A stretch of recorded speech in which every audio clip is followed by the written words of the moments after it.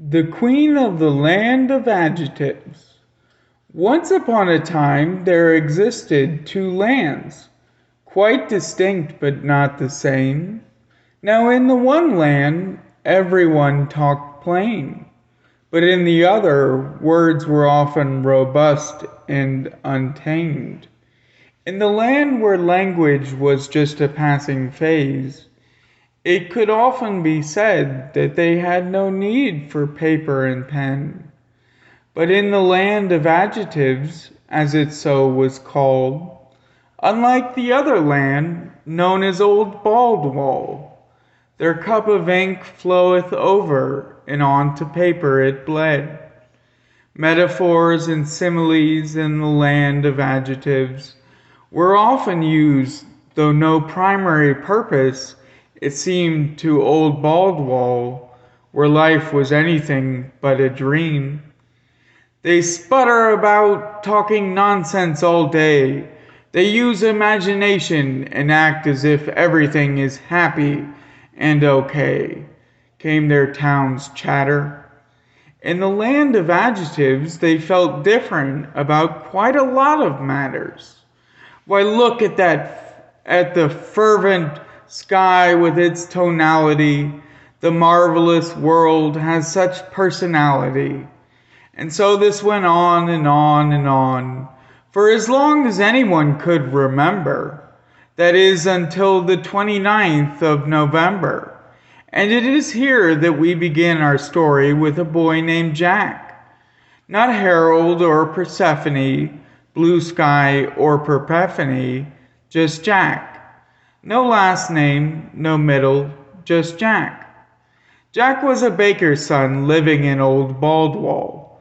His father was a baker, his mother was a baker, his grandmother, and so on and so on. No variance, no flavor ever made it to their bread. It was just bread. That's the way it was, and nobody questioned it. That is, nobody except Jack. Mother, why can't we add? Mother, why can't we just? I think it needs a little, asked Jack that November day. Add what, Jack? What do you want to say? Asked his mother. Nothing, said Jack. Nothing, mother. But something was up. Something felt not quite right on Jack's tongue. He didn't know what it was, or where, or why, or when, or who. But something was missing from Jack's menu. He didn't know how to say it. He was missing the word to describe, to dive deep, and speak what he wanted to speak. Look at those people over there. They are throwing some type of thing.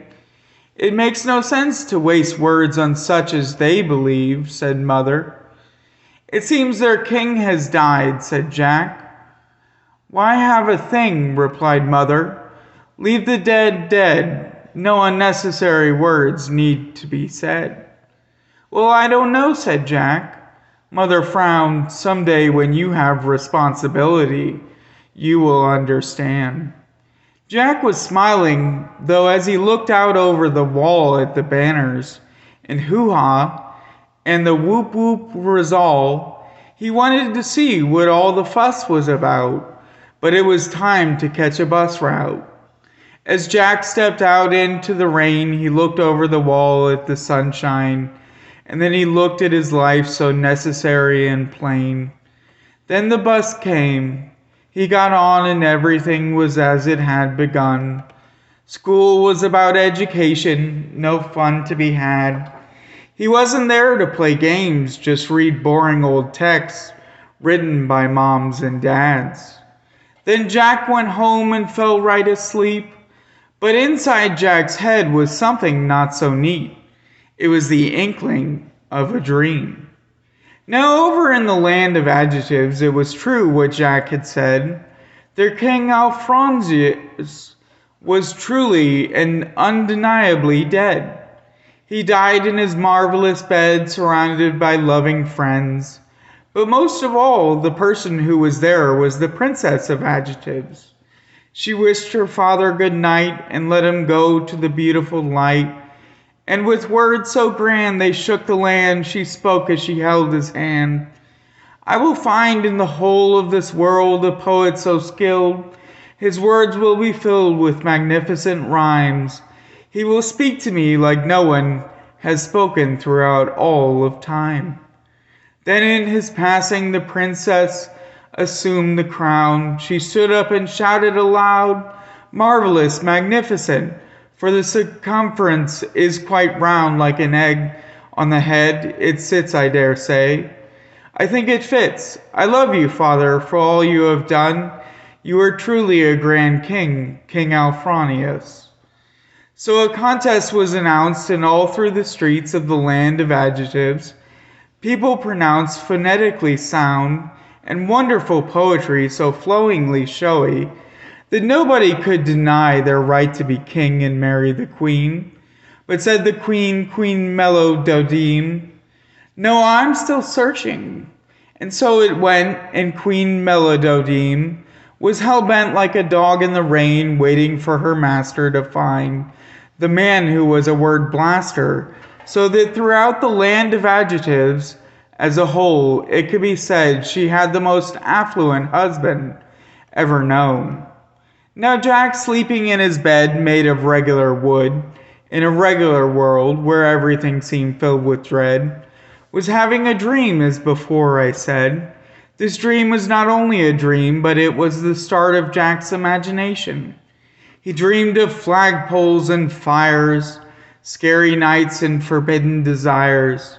He thought about a man named Eclectic, who had long been neglected, who lived on the other side of the wall.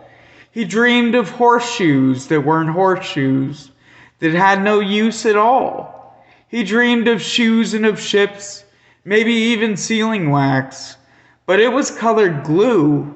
No, not blue, but rather a color not known to man. He saw things from bubbles to wrapping paper, so many images so vast.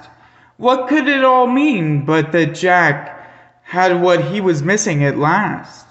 Adjectives, metaphors, similes, and even a picture of a perplexing top hat. "Now what should I do with this newfound gift?" said Jack. "I live in Old Baldwall, and it's boring as heck." So he decided to leave, because nobody in Old Baldwall would believe the things he had dreamed. So he got some old sheets which like usual were in use.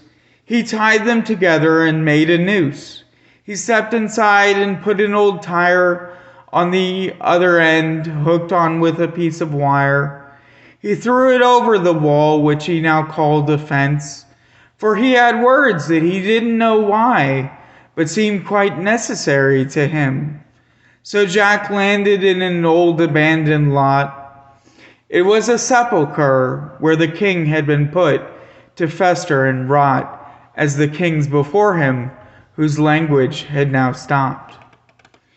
Jack smiled, for everyone was out and about, unlike Old Baldwall, where it was only to go get cheese or bread or trout. He looked up at the castle so incandescently bright. Its gold trim flashed before Jack's eyes, as if a candle in the night of his life. A man passed by, and he said, quite robustly erratic, with laughter so poetically added, "I will have the queen for a wife, for I am Candor the Placid." His comrade in arms quit back in a rush. "You took 3 antacids this morning, Candor, and you even forgot to brush." Candor replied, "Besides, it's not hygiene she's after. She wants words. It's the spell of the metaphor, the word blaster.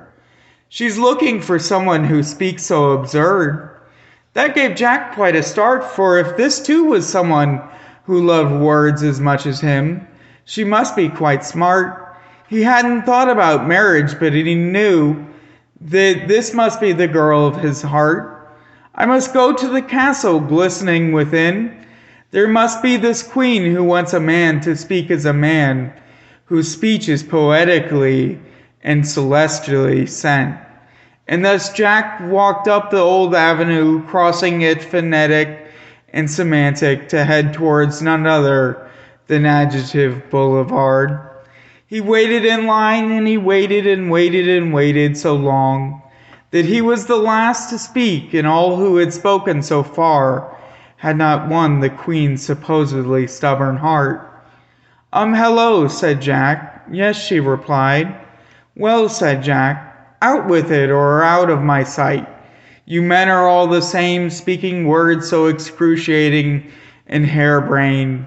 Came the Queen without a stutter. She spoke very well and never, ever muttered. But Jack seemed unsure until this. He knew anyone who spoke like her must really want a plot twist. And so came Jack's reply, like a soft and gentle sigh. My Queen, 'twas once upon a time, in a land just over the fence, that a boy named Jack learned something that came to him from a seraphim. He did not know that it was you he saw in his mind, for the phantasms he had been so long denied were jubilantly arisen, as if he had woken from the despair of a deep dark prison. As time went on, he crossed lawn after lawn, stealing bed linens from those in slumber in old Baldwall, and he came to a place where adjectives exist, so frivolous that they mean nothing to you. But perhaps he thought one thing meant more than the crown he now views. And what is that? Replied the Queen, her face filled with intrigue. Jack smiled so clever, for he knew, and spoke it so fluidly true. Sincerity, my Queen, is my gift to you. And so Jack was wed to Queen Melododeme, and in the most humongous of halls, unknown to any, for she truly loved Jack, and Jack was a better poet than any of anyone in any place that existed. He spoke from the heart, and you can't get that from just any poetic decree. It had to be Jack, who now had a last name, a middle name, and even another one if you believe. Jack was Jack sincere, outstanding, elegantly,